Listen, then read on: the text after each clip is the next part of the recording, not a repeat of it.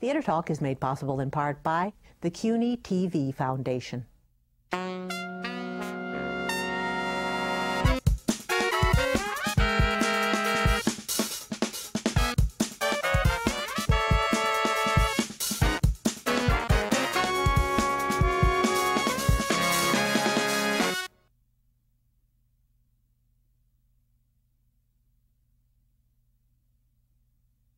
This is Theater Talk. I'm Susan Haskins.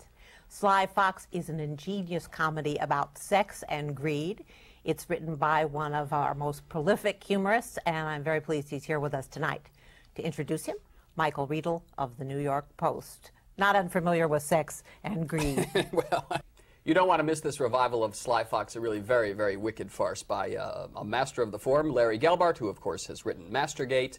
A Funny Thing Happened on the Way to the Forum, City of Angels, and a play called Jump, which not many of us have seen, but apparently was a big hit in London, I'm told. No. It wasn't. No, it was not. It was a play about suicide, and it proved to be well named. The show just died. Larry Gelbart, welcome to Theater Talk. Thank you very much. Now, I must ask you, you are traditionally credited with perhaps the funniest line ever said about Broadway, which is that if Hitler's still alive, I hope he's out of town with a musical. Is that really yours? That really is mine, except, you know, Mel Brooks came along and made Hitler a hit out of town, so the line doesn't really apply anymore. Right. Where did you come up with that line, though? It was a show called The Conquering Hero, also a misnomer. A musical that opened on Broadway, ran 4 nights. It was... I think the only show I've ever heard of that opened without a director or choreographer credit. Bob Fosse was the original possessor of both those titles on the show. It just had enormous problems, terrible problems out of town. And I was in Philadelphia, and Arthur Penn and his wife Peggy came to visit my wife Pat and me, and it was in the middle of all this endless Sturm und Drang, you know, when a show is sick and it's out of town. And he said, how you doing? And I said what that line turned out to be. And that line is still quoted today, and it went all over the place. Well, either that says something about show business or Hitler. They're both very durable. Right. Sly Fox was done originally in 76, 76, was it, with George C. Scott? Yes. What was the reason for reviving it now? I mean, did you have to go back and look at it to see if it still held up well? I looked at it in Boston once it was mounted, once it was trying out, and saw that parts of it did not, in fact, not so much hold up well, but were a little creaky and could be helped. So I made some changes, and I keep throwing. I once said to Arthur I could write this pen. I once said to Arthur, yes, who was mightier than the sword. I said, you know, I could write that show forever, and turns out I am. You know, because every time you see it, every time I see it, I want to do more with it. And it's an adaptation of an adaptation, correct? Yes. Ben Jonson, of course, wrote the original in 1606. Right. Yes. And by that time, Greed was already 1,606 years old, at least. And then Stefan Zweig, an Austrian playwright, wrote an adaptation in German. And it was translated into English and produced by the Theater Guild in 1928. And then I wrote an adaptation based on the English translation of the German adaptation of Ben Jonson's English version of Volpone. Why did you write the play originally? Was it someone who came to you, or is it just something that you thought, you know, it's subject of greed and swindling was? No, I wasn't. I always know a good idea when someone else has one. Yeah. Arthur Penn called me. Arthur and I had been friends for years and years, and never worked together. And he said he was in New York, I was in California, and said that he thought Volpone, you know, was certainly of the subject of it was fit for any time in any period. If that's not redundant, and if I'm not being redundant, I'm not being myself. And would I do an adaptation? Set it in San Francisco in the Gold Rush days, and it just seemed like a natural, and so I did. The tricky business of constructing a farce. I mean, we had Michael Frayn on not too long ago, and he always said the hardest took him, the most difficult play for him to write was Noises Off, because he said, yes, when you build these things and you want to change something down here, then the whole thing gives way over here, and you've got to go back and structure it again. Yeah, it's kind of if you remember pictures of logs floating down river, you know, to the paper mill, you know, you change one thing and everything starts piling up and bunching up. But I tell you, the best training for that was Forum, which was very intricately plotted, which I wrote with Bert Shevelov and Stephen Sondheim. You notice how people get rid of the collaborators real fast, which I wrote with, which I wrote with. But now it's usually Stephen Sondheim's. The funny thing happened on the way to the Forum, I'm afraid, Larry. Of course, it's become Stephen Sondheim's show, of course, and more power to somebody. Anyway, that was very, very, I mean, you talk about taking one thing out and having the whole house of cards collapse. We worked on that show for 5 years, and every time we made a minor change, it resulted in a major rewrite. How much of that, in Forum, how much of that farcical running back and forth was constructed after you got into rehearsals? It was all on paper. All on paper first, all on and paper. then just done. George Abbott, actually, who was the director of the original production, asked us to thin out the plot before we went to New Haven, which was our first tryout town. He said that the audiences will never, never, never follow this. It's much too complicated. We said we would, but with the proviso that if we thought it was too thin, that we could put pieces back. And he said, "You won't believe me," and we were right. And true to his word, he let us put in what we had and more. So when you were working out the mechanics of Sly Fox, were you aware that there's always the danger of overloading the plot contortions in this kind of a play? No, I wasn't worried so much, and I'm not worried so much as when I see the play now about the plot contortions, because I don't think it's very difficult to follow. What really bothers me is sometimes the multiplicity of words. You know, just too many words sometimes, too many ideas in one line that maybe by the time we get to the actor gets to the end of it, they forgot how it started. And is that something you're realizing about the play as you watch it now, that you did not know when you were writing it originally? Something new you've seen in the play? Well, I didn't realize it originally. Yeah. It's a form of showing off, really. Yeah, you know. yeah. But now that I see it, I've simplified some stuff so that I hope I've eliminated that danger. Now, when you sit down to write a play like Sly Fox, you're of course known for these these witty one-liners. Do they just kind of, as you're writing along, pop into your head and make you chuckle and you put them in, or do you labor over the joke just to make sure the rhythm is right and every word falls in the right place to get the laugh that you want? It's a combination. Sometimes you write the idea of what you want someone to say, and then you take another look at it and make it that much funnier. Yes, it's stuff that pops into your head, obviously, with any luck at all. And then you hear the actor do it, and maybe you'll make a few adjustments based on his or her ability to do the line. But it's the currency for people who write comedy to think in a funny way. Yeah. There's a famous story about James Thurber, that he was at a dinner party and looking very peculiar, and somebody said, "What's wrong?" And he said, "I'm writing." That it was always going on with him. Is that true of you, that you're... Well, you're not talking to me now, I'm writing. Yeah, that's right. But, I mean, no, but whenever I run into you and we have a little exchange on an opening night or something, you always have a joke. I mean, you always leave a conversation with a snappy one-liner. It's kind of a tick, you know. Yeah. Sometimes I really... Someone just said recently, I forget where, but he said he gets angry at himself when he makes a joke, because somehow it's sort of... He feels like he's trivialized himself or the situation or the conversation, and I feel at times much the same way. But where did this gift develop? I mean, early in your life, when did you first discover you had this facility and this ability?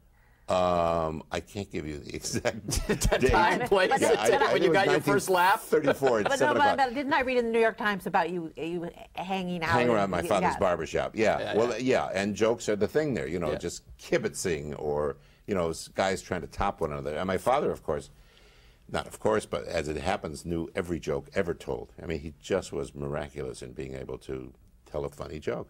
Not his own necessarily. And my mother was kind of a wicked wit, so I got the benefit of jokes as a form of communication, and wit from her.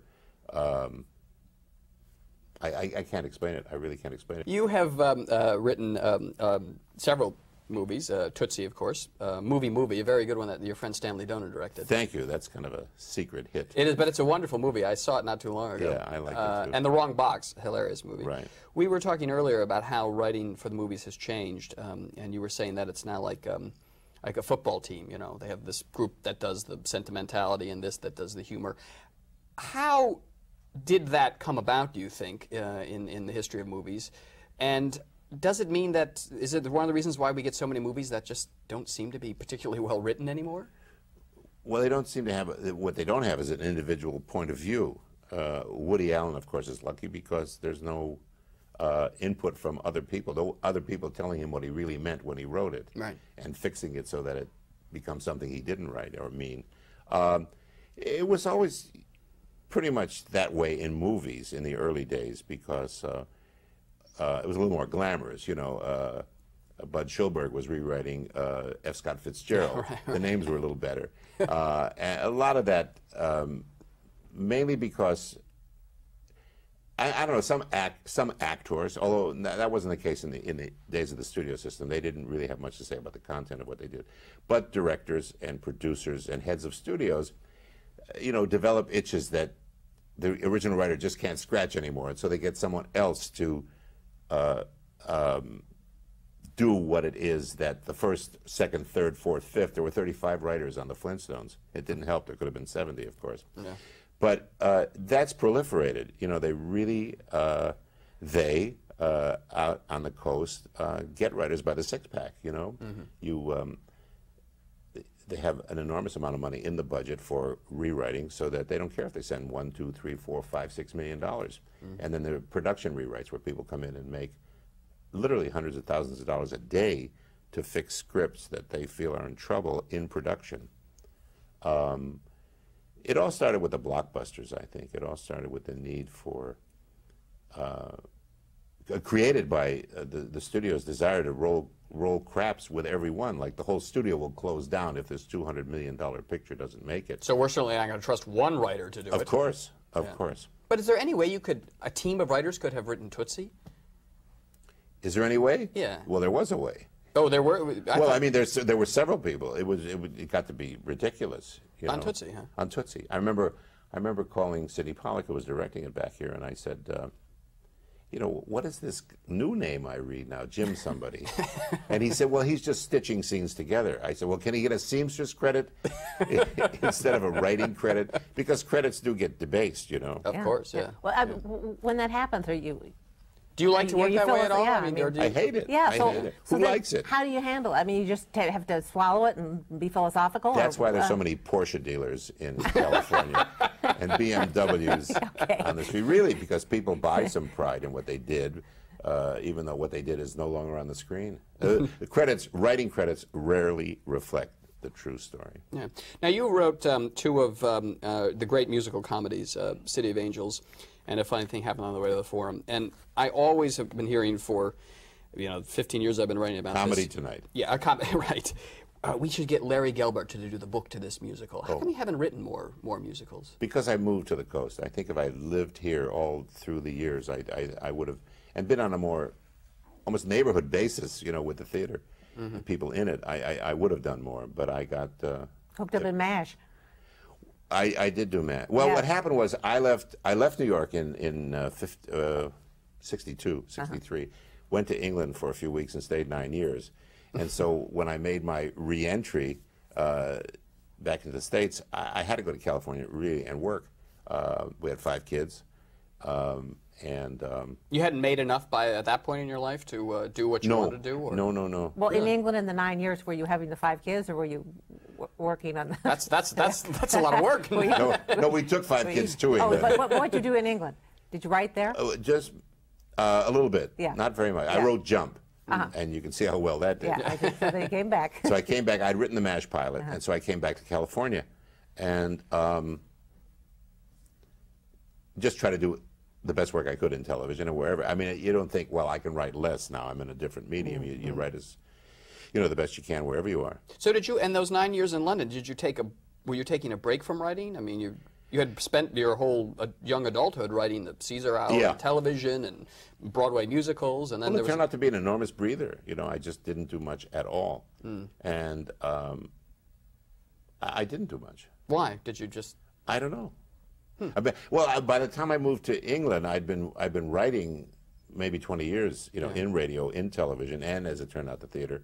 So I didn't mind sort of being a bum, kind of. You didn't do anything? A little bit. It was less expensive to live there. To live there at that time, but there were 7 of us, and inexpensive times 7 is already expensive. Right. So I did very little. I'd sneak back to this country, and write a pilot or 2 and go back there.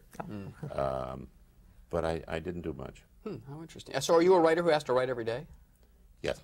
Now you do. The doctor says I must. For your health. Doctor, yes. Will you write For my today? wife's health. What? Will you write today? Oh, sure. Yeah. You will. Yeah. Now, we're taping this in the morning. What are you going to do? Go back home and sit down this afternoon, or? I'll go to the hotel. I have my laptop, and I'll work on a screenplay I'm working on. Interesting. Sly Fox, this revival stars Richard Dreyfuss, giving a very fine performance as Foxwell J. Sly, who bilks everybody. But the original starred George C. Scott, whose performance, not to overshadow Richard's performance, but his performance is still much talked about. And in fact, at the opening night, people were, the theater world, everyone in it has been in it a long time. There hasn't been a churning. So everyone who was there at this opening was there at the opening originally. Exactly. And they were talking about George. The difference between George C. Scott's approach to this role and Richard Dreyfuss's approach is? I think, in a word, danger. Yeah. There was always a dangerous element about George.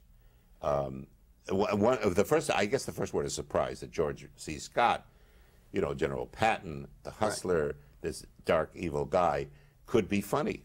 And indeed he was. That's the main. Richard is more devilish. Right. George was dark yet funny, which is a neat trick to pull off. Yeah.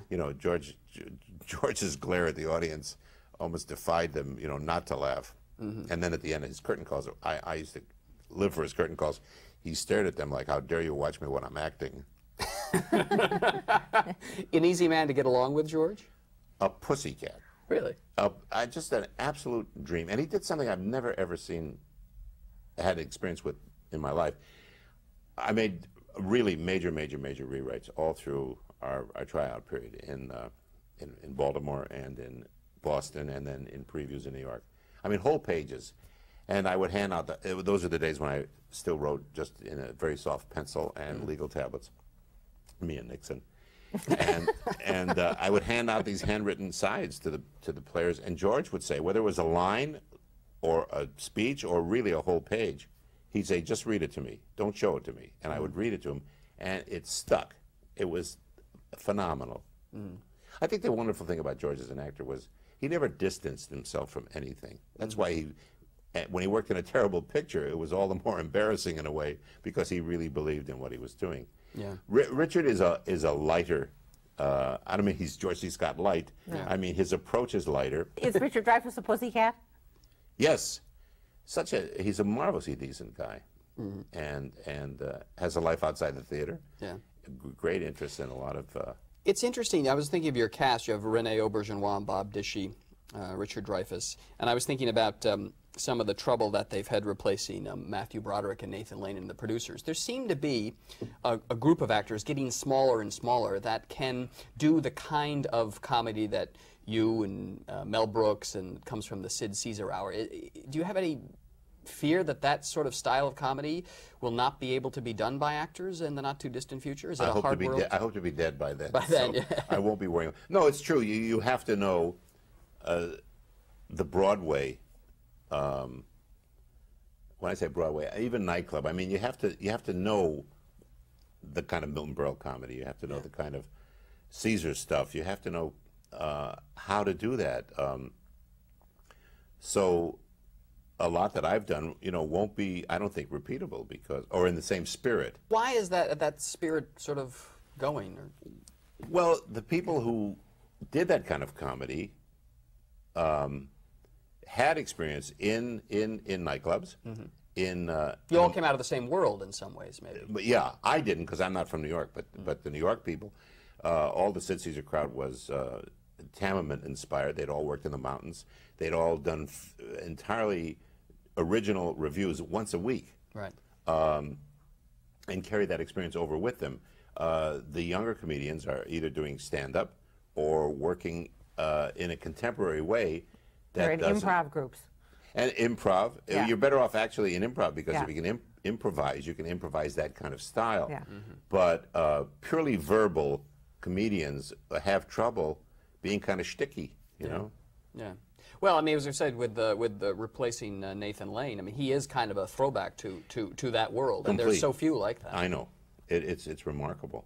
Yeah, yeah. I don't think they're coming from anywhere. The next crop. I mean. No, I mean, I agree with you. It'd be hard to imagine a Sly Fox being revived 20 years from now, and the kind of actors of like Renee and Bob Dishy, if they could really tap into that sensibility. I'm not sure, and of course, Forum too. Forum is in danger of extinction in a way. Yeah, and the sense you get from Dishy and Renee is that they've done so much theater over so many years. Aside, you know, I know Dishy's in improv and Renee did repertory forever, and you know those are really stage actors with such craft, and that's what we're not. Yes, but what you have to have is the craft and the timing. And the timing, and you have to know how to do a take.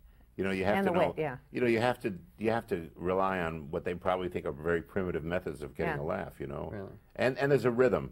And it's kind of a street smart rhythm. I think older comedians were less educated. They learned their smarts on the stage. I think younger comedians are smarter, book smarter, maybe world smarter, but not street smarter. And do you think perhaps that when you say these comedians that weren't so well educated, that the humor that they found is sort of what they were able to use to get them out of perhaps the poverty that they lived in, and that's what they, it was either that or their become currency. Sure, or become a prize fighter, you know. I mean, there were just so many things you could do to lift yourself above that level. So is this why Forum's almost obsolete also, because even though it's scripted, that they just don't have the timing? Because the laughs are still in Forum. I mean, it's laid out very clearly for you in your book. It is, but in the wrong hands, and very often it's in the wrong hands, it looks like a high school play. They're doing it in London actually this summer at the National Theatre. We'll see who's left over there. Who knows who can do it? Yeah. Yeah. Any plans to do another Broadway musical? Yes. What? Exactly what? I did a musical review. It's too hard to describe what it is actually, but Cy Coleman did the music and Alan and Marilyn Bergman did the lyrics. Out in L.A. Out in L.A. We called it Like Jazz. It won't be called that when it gets here. We need another title, clearly. We feel. And we hope to be back here within a year. I've done the sort of connective tissue. So you're the seamstress, sort of. Exactly. That's how my mother started in this country, as an immigrant girl, and I guess we revert to our roots, right? I'm sewing together this little show. for Cy and Marilyn and Ellen. Yes. All right. Well, Larry Gelbart, it's always a pleasure. I should always. Always. It's always going to be a pleasure. It's always going to be a pleasure to have you coming back. Thanks. Sly Fox, a very funny play, given a fine revival at the Ethel Barrymore Theater with Richard Dreyfuss. Yes. Thank you very much for being our guest on Theater Talk. Thank you for having me. Thank you.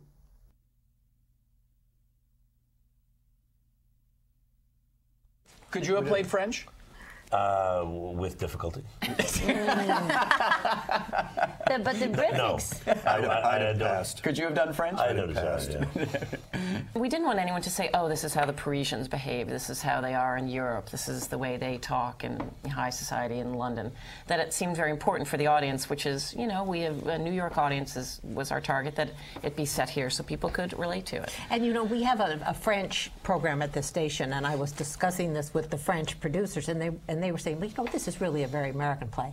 The way these people behave are well, that's what, yeah, not French at all. It's more the Brits would accept you speaking in your own, you know, in British and English, British English, and they would accept that was French because the play said it was. Those Americans would never accept that unless we were talking like this. Why would we be doing that? Matthew it wouldn't said be. it's not out of the norm for British people to be living in Paris. That it's you know, that people, it's not very far away. Yeah, exactly. And it was inconceivable that these 4 Americans would be living in Paris. I think Yasmina originally didn't want to change the locales. The first day we all met, we were sitting around the table and we changed a couple of locations. She said, I feel I'm losing my play, you know. And we could understand why, that it suddenly, those weren't her words and those weren't her choices. How did you solve that issue? How did you bring her along and say, okay, we're going to... She loves Matthew, She trusts Matthew. She only had 3 days here, then she left. She went to direct a movie. The accusation against Foxwell J. Sly, laying over here as Exhibit A, was based on the statement of one single witness only, and that testimony has been contradicted by more than several other witnesses, up to and including no less than the put-upon woman who accuses the accused of no unseemly conduct, even though, in connection with him, she was to find herself thereunder. Moreover, the husband of the aforesaid harbors no suspicion and makes no charge that any crime was committed upon her corpus that